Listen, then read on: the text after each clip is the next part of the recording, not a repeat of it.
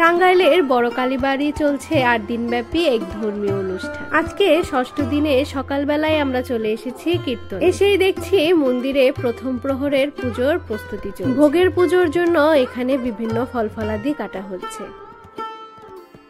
এখানে এসে মন্দিরের একটি বিষয় আমাদের নজরে পড়ে। এখানে অনেকেরই ওজন মাপা হচ্ছে। কেন ওজন মাপা হচ্ছে তা হয়তোবা অনেকেই বুঝে ফেলেছেন, আবার অনেকের কাছেই অজানা। যার ওজন মাপা হচ্ছে তার জন্য ছিল তাদের কোনো না কোনো মানত। এখানে তারা এসেছে তার ওজনের সমপরিমাণ ফল দিয়ে তাদের মানত পূরণ করার জন্য। বিষয়টি খুব ইন্টারেস্টিং লাগে আমার কাছে। এক পাল্লায় রয়েছে সেই শিশুটি এবং আরেক পাল্লায় রয়েছে তার ওজনের সমপরিমাণ কিছু ফল এবং মিষ্টি। ওজন মাপা শেষে মায়ের কাছ থেকে আশীর্বাদ নেওয়ার মাধ্যমে শেষ হচ্ছে এই মানত। একটু পরেই চলে এসেছে আরেকটি ফুটফুটে শিশু, তারও এখন ওজন মাপার পালা। পরিবারবর্গ মিলেই চলে এসেছে বাচ্চাটির মানত দেওয়ার জন্য। আমরাও এবার ওজন মাপা শেষ করে প্রথম প্রহরের পুজো দেখতে চলে যাব।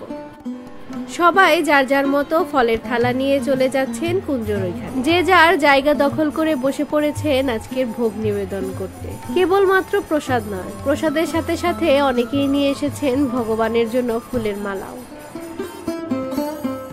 সবাই নিজ নিজ ভোগের থালা সাজিয়ে ভগবানের প্রতি এক নীরব প্রার্থনায় বসে আছে, আর চারপাশের সবাই বসে বসে সেই পুজো প্রার্থনা দেখছে। আবার কেউ বা বসে আছেন সেই ভোগের প্রসাদের অপেক্ষা। এদিকে কথা বলতে বলতে মঙ্গল আরতিও শুরু হয়ে গেছে। প্রথম প্রহরকালীন পুজো আরম্ভ হয়ে গেছে। আমরাও দাঁড়িয়ে দাঁড়িয়ে সেই পুজো উপভোগ করছিলাম।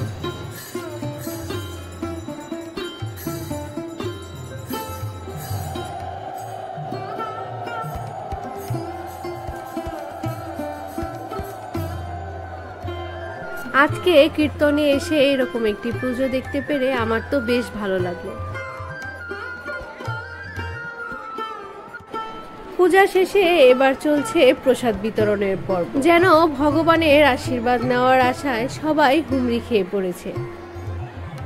এত মানুষের ভিড়ে হিমশিম খেয়ে কেউ বা মাথায় করে নিয়ে প্রসাদ বিলিয়ে যাচ্ছে। আমরাও এই বিষয়গুলো দাঁড়িয়ে দাঁড়িয়ে খুব আনন্দ নিয়ে দেখতে লাগলাম। এত এত প্রসাদ যেন এক নিমিষের মধ্যেই সবার হাতে হাতেই শেষ হয়ে গেল। আমরাও কিন্তু প্রসাদ পাওয়া থেকে বাদ পড়িনি। প্রসাদ গ্রহণ করে ভগবানের নাম নিয়ে আজকে আমরা বাড়ি ফিরলাম। সবাই ভালো থাকবেন, দেখা হবে পরের কোনো ভিডিওতে।